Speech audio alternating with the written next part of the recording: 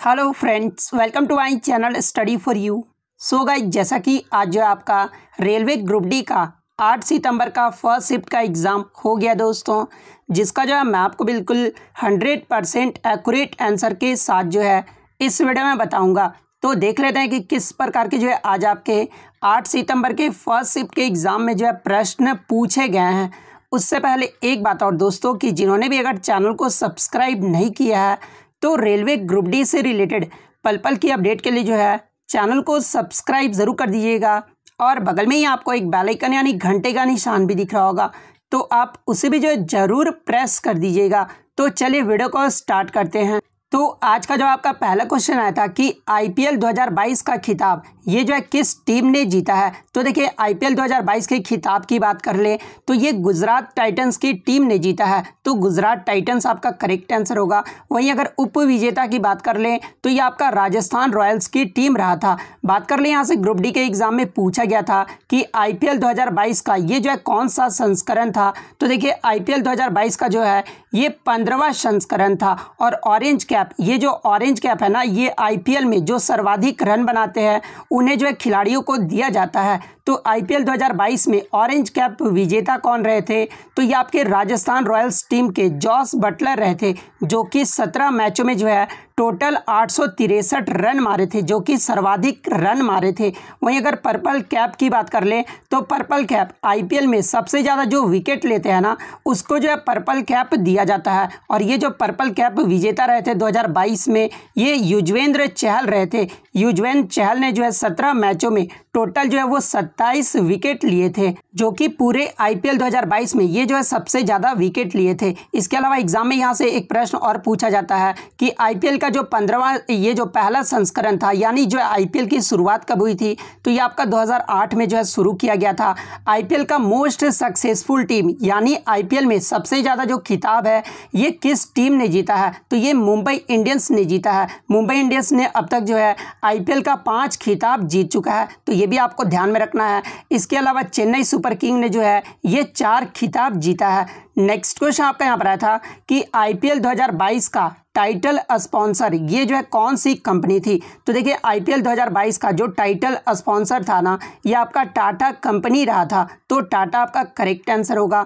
Next question आपका यहाँ पर आता कि आईसीसी T20 पुरुष वर्ल्ड कप 2021 का जो आयोजन है ये कहाँ पर किया गया था? तो देखिए, आईसीसी T20 पुरुष वर्ल्ड कप 2021 का जो आयोजन है ना, ये आपका संयुक्त अरब अमीरत यानी यूएई और ओमान देश में जो है ये किया गया था। तो यूएई और ओमान आपका करेक्ट आंसर होगा। और ये जो आपका आईसीसी T20 पुरुष वर्ल्ड कप का 7वां संस्करण था, तो ये भी आपको ध्यान में रखना है। इसके बात कर ले मैन ऑफ द सीरीज कौन रहे थे? तो ऑस्ट्रेलिया के डेविड वार्नर रहे थे। सर्वाधिक रन जो बनाए थे ये पाकिस्तान टीम के बैट्समैन बाबर आजम ने बनाया था। इस टूर्नामेंट में बाबर आजम ने जो है 303 रन बनाया था। सर्वाधिक विकेट की बात कर ले तो श्रीलंका के वानिंदु हसरंगा जो है वो रहे थे। इस टूर्नामेंट में वानिंदु हसरंगा ने जो है टोटल 16 विकेट लिए थे। तो ये फैक्ट भी आपको ध्यान में रखना है।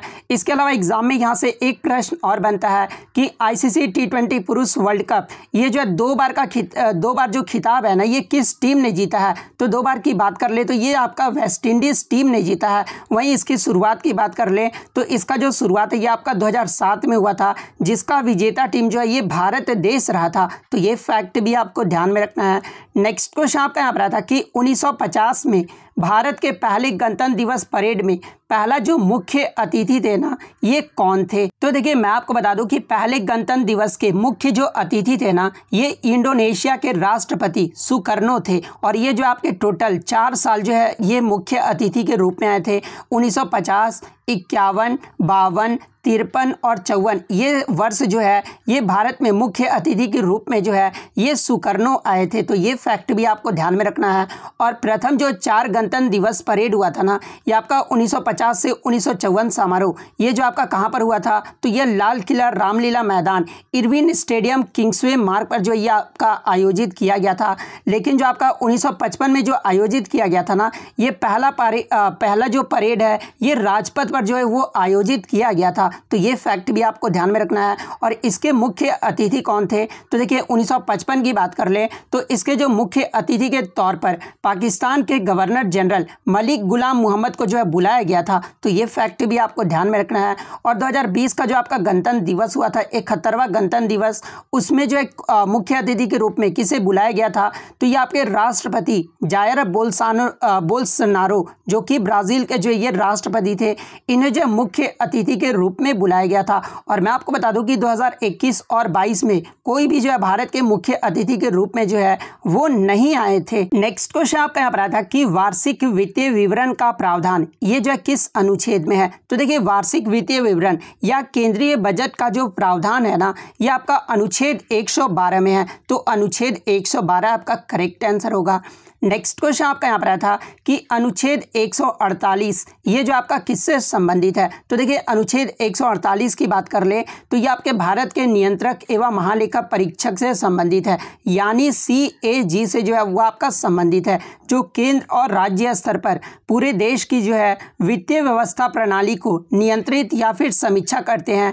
और CAG के जो नियुक्ति है ना, ये भारत के राष्ट्रपति द्वारा 6 वर्षों के लिए किया जाता है। तो ये फैक्ट भी आपको ध्यान में रखना है और आपको कमेंट करके जवाब देना है कि वर्तमान में भारत के CAG यानी नियंत्रक एवं महालेखा परीक्षक ये जो है कौन है, ये जो आपको कमेंट करके जरूर जवाब देना है। नेक्स्ट क्वेश्चन आपका यहाँ रहा था कि उल्कापिंड से ये जो है किस झील का निर्माण हुआ है। तो उल्कापिंड के पृथ्वी से टकराने के कारण जो है ये आपका लोनार झील का जो है निर्माण हुआ है। और लोनार झील की बात कर ले तो ये महाराष्ट्र के बुल्डाना जिले में स्थित एक खारे पानी की झील है। तो लोनार झील आपका करेक्ट आंसर होगा। नेक्स्ट क्वेश्चन आपका यहाँ पर आता है कि गंगोत्री से कौन सी नदी निकलती है जो सबसे ज़्यादा प्रदूषित होता है। तो गंगोत्री की बात कर ले तो ये आपका गंगा नदी निकलता है, जो कि सबसे ज़्यादा जो है ये प्रदूषित होता है। और गंगा नदी की लंबाई पूछी जाती है एग्जाम में, तो 2525 किलोमीटर इसकी लंबाई है। नेक्स्ट क्वेश्चन आपका यहाँ पर आया था कि इनमें से कौन सी द्रविड़ शैली की शास्त्रीय भाषा नहीं है या फिर है पूछा गया था। तो इसमें मैं कंफ्यूज हूँ थोड़ा। तो देखिए, मैं आपको बता दूं कि जो आपके द्रविड़ शैली की जो भाषाएं हैं ये आपके तमिल है, तेलुगु है, कन्नड़, मलयालम और तुलु भाषा, ये सब जो आपके द्रविड़ शैली की भाषाएं हैं। और वहीं अगर मैं क्लासिकल लैंग्वेज यानी शास्त्रीय भाषा की बात कर लूँ तो वर्तमान में 6 शास्त्रीय भाषा को जो है वो दर्जा प्रदान किया गया है, जो इस प्रकार से तमिल को 2004 में जो है प्रदान किया गया था शास्त्रीय भाषा के रूप में। संस्कृत को जो है 2005 में जो है भाषा के रूप में जो है वो दर्जा दिया गया था। कन्नड़ को जो है शास्त्रीय भाषा के रूप में 2008 में जो है इसे दर्जा प्राप्त किया गया था। तेलुगु को 2008 में दिया गया था, मलयालम को 2013 में और उड़िया को जो है 2014 में दिया गया था। नेक्स्ट क्वेश्चन आपका यहाँ पर आता है कि संगीत गायन और गाना ये जो किस वेद से संबंधित है। तो संगीत गायन की बात कर ले तो ये आपका सामवेद से संबंधित है। तो सामवेद आपका करेक्ट आंसर होगा। नेक्स्ट आपका यहाँ पर आया था कि अनुच्छेद 51A के डी में क्या है। तो देखिए, अनुच्छेद 51A की बात कर ले तो अनुच्छेद 51A जो कि आपका मौलिक कर्तव्य है और ये आपका भाग 4A में आता है। वहीं अगर 51A के डी की बात कर ले तो देश की रक्षा करना एवं ऐसा करने के लिए बुलाए जाने पर राष्ट्रीय सेवाएं प्रदान करना, ये जो आपका अनुच्छेद 51 के डी में है। तो ये आपका यहाँ पे करेक्ट आंसर होगा। वहीं अगर बात कर ले अनुच्छेद 51A के ए में क्या है, तो संविधान का पालन करना तथा उसके आदर्शों एवं संस्थाओं को राष्ट्रीय ध्वज एवं राष्ट्रगान का सम्मान करना, ये जो आपका अनुच्छेद 1 के ए में है। नेक्स्ट क्वेश्चन आपका यहाँ पर आता कि असहयोग आंदोलन और खिलाफत आंदोलन ये जो है किस वर्ष के बीच हुआ था। तो देखिए, असहयोग आंदोलन और खिलाफत आंदोलन की बात कर लें तो ये आपका वर्ष 1919 से 1922 में भारत में ब्रिटिश शासन का विरोध करने के लिए जो है खिलाफत और असहयोग 2 जन आंदोलन जो है वो आयोजित किए गए थे। तो 1919 और 1922 आपका करेक्ट आंसर होगा। नेक्स्ट क्वेश्चन आपका यहाँ पर आता कि धन्वंतरी पुरस्कार ये जो है किस क्षेत्र में दिया जाता है। तो देखिए, धन्वंतरी पुरस्कार की बात कर ले तो ये आपका चिकित्सा के क्षेत्र में दिया जाता है। वहीं अगर 2021 में ये जो पुरस्कार है ये किसे दिया गया है, तो ये हरीश बी सिंह को जो है ये दिया गया है। वहीं अगर बात कर ले इस पुरस्कार की स्थापना कब हुई थी, तो 1980 में हुआ था और द मीडिया फाउंडेशन द्वारा ये जो आपका किया गया था। पहला पुरस्कार जो है ये 1981 में नीरजा चौधरी को जो ये प्रदान किया गया था। इसके अलावा एक आपका BC रॉय अवार्ड होता है जो कि आपका किस क्षेत्र में दिया जाता है, तो देखिए ये जो आपका BC रॉय अवार्ड है ना, ये भी आपका चिकित्सा के क्षेत्र में दिया जाता है। तो ये फैक्ट भी आपको ध्यान में रखना है। नेक्स्ट क्वेश्चन आपका यहाँ पर आता है कि भारतीय संविधान की 11वीं अनुसूची में जो है कितने विषय हैं। तो देखिए भारतीय संविधान की 11वीं अनुसूची को जो है 73वें संविधान संशोधन अधिनियम द्वारा 1992-93 में जो है इसे जोड़ा गया था और इस अनुसूची में टोटल जो है आपके 29 विषय जो है वो शामिल हैं। तो 29 आपका करेक्ट आंसर होगा।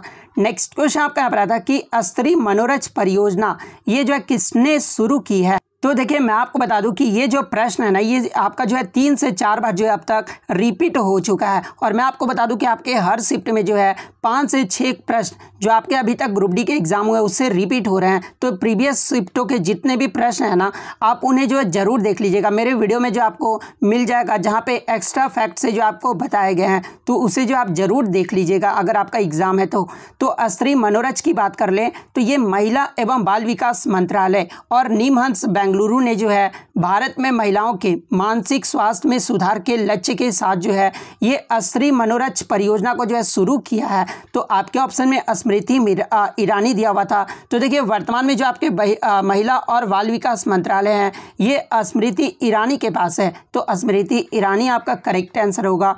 नेक्स्ट क्वेश्चन आपका यहाँ पर आया था कि डिक्लोफेनाक दवा से जो है कौन अब विलुप्त की श्रेणी में जो है वो आ गया है। बात कर ले डिक्लोफेनाक के बारे में, तो डिक्लोफेनाक एक ऐसी दवा है जिसका उपयोग सूजन की स्थिति और दर्द के प्रबंधक और उपचार में किया जाता है। और डिक्लोफेनाक दवा से जो आपके ये गिद्ध है ना, वो आपके गिद्ध की बात कर ले तो गिद्ध जो है अब वो विलुप्त की श्रेणी में आ गए हैं। और गिद्ध जो है ये विलुप्त क्यों हो रहे हैं, तो इसका मुख्य कारण ये है ना कि पशुओं को दर्दनाशक के रूप में एक दवा डाइक्लोफेनाक जो वो दिया जाता है और इस दवाई को खाने के बाद यदि किसी पशु की मौत हो जाती है ना, तो उसके मांस खाने से गिद्धों जो है वो मर जाते हैं। तो इसलिए गिद्धों का जो है अब जो है वो आपका विलुप्त की श्रेणी में आ गया है। तो गिद्ध आपका करेक्ट आंसर होगा। नेक्स्ट क्वेश्चन आपका यहाँ रहा था कि वायुमंडल में CO2 यानी कार्बन डाइऑक्साइड की जो है मात्रा पूछी गई थी। तो देखिए वायुमंडल में सबसे ज़्यादा जो गैस है ये आपका नाइट्रोजन पाया जाता है जो कि 78% पाया जाता है। सेकंड पे आपका ऑक्सीजन पाया जाता है जो कि 21% पाया जाता है। आर्गन की बात कर ले तो ये आपका 0.93% पाया जाता है। कार्बन डाइऑक्साइड जो कि आपका पूछा गया था जो कि आपका 0.03% जो है वो आपका पाया जाता है। इसके अलावा hydrogen, helium, ozone, neon, xenon ये सब जो आपके अल्प मात्रा में पाए जाते हैं। तो 0.03 आपका यहाँ पे करेक्ट आंसर होगा। नेक्स्ट क्वेश्चन आपका यहाँ पर आता है कि सोडियम कार्बोनेट यानी Na2CO3.10H2O इसका जो उपयोग है ना ये किस में किया जाता है। तो देखिए सोडियम कार्बोनेट की बात कर ले तो एक सफ़ेद क्रिस्टलीय ठोस होता है जो डेका यानी इसका सूत्र यानी रासायनिक नाम क्या होता है, तो सोडियम कार्बोनेट डेकाहाइड्रेट यानी Na2CO3.10H2O इसका सूत्र होता है जो कि आपका इसके रूप में उपस्थित होता है। और सोडियम कार्बोनेट को जो है वाशिंग सोडा भी कहा जाता है और यह पानी में आसानी से घुलनशील रहता है। और इसका जो उपयोग है ना ये बोरेक्स जैसे सोडियम यौगिकों को निर्माण में जो है वो किया जाता है। इसके अलावा पानी को नरम करने, कपड़े धोने और सफाई में किया जाता है। तो आपके ऑप्शन में जो है बोरेक्स दिया हुआ था, तो बोरेक्स आपका करेक्ट आंसर होगा। नेक्स्ट क्वेश्चन आपका यहाँ पर था कि जब एक परमाणु O2 पर अल्ट्रावायलेट रे आता है तो क्या बनता है। तो देखिए वायुमंडल के उच्च स्तर पर पराबैंगनी विकिरण के प्रभाव से ऑक्सीजन अणुओं से जो है ओजोन का निर्माण होता है। तो O3 ओजोन आपका करेक्ट आंसर होगा। नेक्स्ट क्वेश्चन आपका यहाँ पर आता कि जंतुओं में सबसे तीव्र गति से श्वसन यानी रेस्पिरेटरी जो है ये कौन करता है, जहाँ पे ऑप्शन में आपका हाथी, कबूतर, मछली और मनुष्य दिया हुआ था। तो देखिए सबसे तीव्र गति की बात कर ले तो ये आपके स्थलीय जंतु में जो है श्वसन सबसे तेज होता है। तो मछली जो आपका यहाँ पे करेक्ट आंसर होगा। नेक्स्ट क्वेश्चन आपका यहाँ पर आया था कि मानव शरीर का कौन सा जो है उत्सर्जी अंग यानी एक्सक्रेटरी अंग जो है वो नहीं है। तो देखिए मनुष्य में गुर्दे मुख्य उत्सर्जन अंग होते हैं। इसके अलावा फेफड़ा, यकृत और त्वचा भी जो है उत्सर्जन अपशिष्ट को खत्म करने के लिए जो है मदद करता है। इसके अलावा मनुष्यों के उत्सर्जन तंत्र की बात कर ले तो ये आपके कौन कौन से मुख्य अंग होते हैं। तो एक तो आपका वृक्क यानी किडनी होता है, सेकंड आपका यूरेट्रस यानी मूत्र वाहिनी होता है, मूत्राशय यानी ब्लाडर होता है, और थर्ड आपका मूत्र मार्ग यानी यूरेथ्रा होता है। तो देखिए मैं आपको बता दूं कि तीन आपके ऑप्शन में दिए हुए थे, एक आपका मूत्र मार्ग यानी यूरेथ्रा दिया हुआ था, मूत्राशय यानी ब्लाडर दिया हुआ था, और मूत्र वाहिनी दिया हुआ था। तो ये तो तीनों जो है वो आपके उत्सर्जन तंत्र के अंग है, नहीं पूछा गया था। तो इसके अलावा जो आपका चौथा ऑप्शन था ना वो आपका करेक्ट आंसर होगा। नेक्स्ट क्वेश्चन आपका यहाँ पर आता है कि व्यावसायिक मोटरों में कौन से चुंबक प्रयुक्त किए जाते हैं। तो देखिए व्यावसायिक मोटर की बात कर ले तो इसमें जो आपका विद्युत चुंबक जो है वो प्रयोग किया जाता है। नेक्स्ट क्वेश्चन आपका यहाँ पर आता है कि what is the next higher homology of method CH3OH, यानी मेथनॉल का जो अगला सजातीय श्रेणी यानी उच्च समरूपता जो है वो क्या होगा। तो देखिए मैं आपको बता दूं कि होमोलोजियस श्रेणी यानी सजातीय श्रेणी में जो है ये आपका CH2 का डिफरेंस रहता है। तो मेथनॉल का अगला जो है सजातीय श्रेणी पूछा गया था, तो मेथनॉल का जो अगला सजातीय श्रेणी होगा वो आपका इथेनॉल होगा यानी C2H5OH होगा। तो C2H5OH आपका करेक्ट आंसर होगा। नेक्स्ट क्वेश्चन आपका यहाँ पर आया था कि यदि वोल्ट आपका विभवांतर जो आपका 12 वोल्ट दिया हुआ था और I यानी करंट जो है आपका 5 एम्पियर दिया हुआ था, तो प्रतिरोध जो है वो पूछा गया था। तो देखिए रेजिस्टेंस की वैल्यू आपको पता है कि कैसे निकाला जाता है, तो ओम के नियम से निकाला जाता है। तो V = IR, ये फॉर्मूला से आपके हर शिफ्ट में जो है प्रश्न पूछे जा रहे हैं। तो V आपका दिया हुआ है 12 वोल्ट और I भी जो आपका 5 दिया हुआ है, तो R हमारा यहाँ से इजीली निकल जाएगा। R हमारा क्या होगा, तो V/I होगा। तो 12/5 को जब आप डिवाइड करोगे तो 2.4 ओम आपका यहाँ पे करेक्ट आंसर होगा। नेक्स्ट क्वेश्चन आपका यहाँ पर आया था कि एक अवतल दर्पण की वक्रता त्रिज्या 30 सेंटीमीटर दिया हुआ है, तो उसकी फोकस दूरी पूछी गई थी। तो देखिए मैं आपको बता दूं कि आप ये फॉर्मूला पढ़े होंगे, R = क्या होता है, तो 2F होता है, और यहाँ पर आपका वक्रता त्रिज्या दिया है यानी F आपका पूछा गया है, तो R/2 होगा। तो R हमारा कितना दिया हुआ, तो 30 सेंटीमीटर दिया हुआ है, तो 30/2 कितना होगा, तो 15 सेंटीमीटर होगा। और यहाँ पर जो आपका अवतल दर्पण दिया है तो जो आपका होगा वो निगेटिव में होगा, तो यानी -15 सेंटीमीटर जो आपका करेक्ट आंसर होगा। नेक्स्ट क्वेश्चन आपका यहाँ पर आया था कि विद्युत धारा को 3 गुना कम करने पर जो है कम नहीं करने पर विद्युत धारा को 3 गुना करने पर, और जो आपका रेजिस्टेंस और टाइम जो था ना वो आपका जो है इक्वल दिया हुआ था। और मैं आपको बता दूं कि इसमें पूछा गया था कि हीट जो है वो कितने गुना हो जाएगा। तो देखिए हीट का फॉर्मूला आपको पता होना चाहिए कि H = क्या होता है, तो I²RT, ये जो है हीट का फॉर्मूला होता है। तो आपका यहाँ पर क्वेश्चन में दिया गया था कि विद्युत धारा को 3 गुना कम करने पर जो है हीट कितने गुना कितना हो जाएगा। तो देखिए H यानी हीट जो होता है वो आपका करंट का जो है डायरेक्टली प्रोपोर्शनल होता है। तो जब आप हीट को 3 गुना करोगे तो जो हमारा I आएगा वो भी तो 3 गुना बढ़ जाएगा ना, तो I² होता है, तो 3² को करोगे तो कितना आएगा, तो 9 गुना बढ़ जाएगा, तो 9 गुना आपका करेक्ट आंसर होगा। नेक्स्ट क्वेश्चन आपका यहाँ पर आया था कि एक आपका जो है इक्वेशन दे दिया गया था, इस प्रकार से इक्वेशन दे दिया गया था, और यहाँ पर जो है x का वैल्यू पूछा गया था, यानी जो आपका ये बैलेंस्ड जो है वो करने के लिए दिया गया था। तो देखिए ये इक्वेशन देखने के बाद आपको जाहिर तौर पे पता होगा कि ये किस प्रकार की अभिक्रिया है। तो ये आपका विस्थापन अभिक्रिया का एक उदाहरण दिया हुआ है, और आप यहाँ पे देख सकते हैं कि Na इधर आपका 1 है और इधर Na2 ये आपका 2 है, तो इसको हमको बैलेंस्ड करना होगा। तो 2 इधर हम बैलेंस करने के लिए 2 इधर लिख देंगे, ठीक है। तो 2 जब आप ये करोगे लिखोगे ना तो ये हमारा जो इक्वेशन है वो बिल्कुल बैलेंस्ड हो जाएगा, तो 2 आपका यहाँ पे करेक्ट आंसर होगा। नेक्स्ट क्वेश्चन आपका यहाँ पर आता था कि यदि भी यानी विभवांतर जो आपका 4 वोल्ट है, I आपका 0.2 एम्पियर दिया हुआ था, तो पावर क्या होगा। तो देखिए पावर का फॉर्मूला आपको पता होना चाहिए कि क्या होता है, तो P = क्या होता है, VI होता है। तो P = VI, V हमारा 4 दिया हुआ, तो 4 × 0.2 जब मल्टीप्लाई करोगे तो हमारा 0.8 वाट आ जाएगा, तो 0.8 वाट आपका करेक्ट आंसर होगा। नेक्स्ट क्वेश्चन आपका यहाँ पर आता है कि मैनलिब की आवर्त सारणी क्यों फेल हुई थी, या फिर मैनलिब की आवर्त सारणी में क्या कमी थी। तो देखिए मैं आपको बता दूं कि मैनलिब की आवर्त सारणी जो है ये समस्थानिक का स्थान इसमें जो है निश्चित नहीं किया गया था, ये जो है मैनलिब की आवर्त सारणी जो वो कमी था, तो ये आपका यहाँ पे करेक्ट आंसर होगा। नेक्स्ट क्वेश्चन आपका यहाँ पर आता कि अंतरिक्ष यात्री को आकाश का रंग कैसा दिखाई देता है? तो देखिए अंतरिक्ष यात्री को आकाश का जो रंग है ना वो नीले के बजाय काला दिखाई देता है। और ये काला क्यों दिखाई देता है? तो अंतरिक्ष में वायुमंडल जो है वो आपका नहीं होता जैसा कि आपको पता है, और वायुमंडल ना होने के कारण वहाँ जो सूक्ष्म कण के जो जीव होते हैं ना वो हवा में मौजूद नहीं होते हैं, और सूर्य से आने वाली किरणों का जो परिकिरण है ना वो नहीं हो पाता है। इसलिए अंतरिक्ष यात्री को पृथ्वी नीले के बजाय जो है वो काला दिखाई देता है। तो काला आपका करेक्ट आंसर होगा। नेक्स्ट क्वेश्चन आपका यहाँ पर आया था कि गर्भ निरोधक टैबलेट ये जो है किस प्रकार काम करता है? तो गर्भ निरोधक टैबलेट की बात कर ले तो ये अंडाशय में जो है अंडाणु को कम कर देता है। तो ये आपका यहाँ पे करेक्ट आंसर होगा।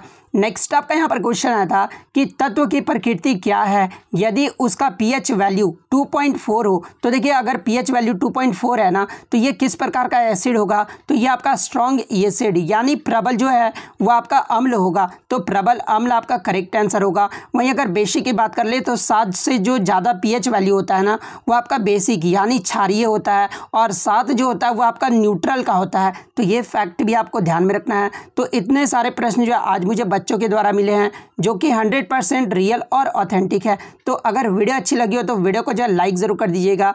चैनल पर नया है तो इसी तरह का कंटेंट पाने के लिए जो है चैनल को सब्सक्राइब ज़रूर कर दीजिएगा। तो मिलते हैं नेक्स्ट वीडियो में, तब तक thank you, all the best.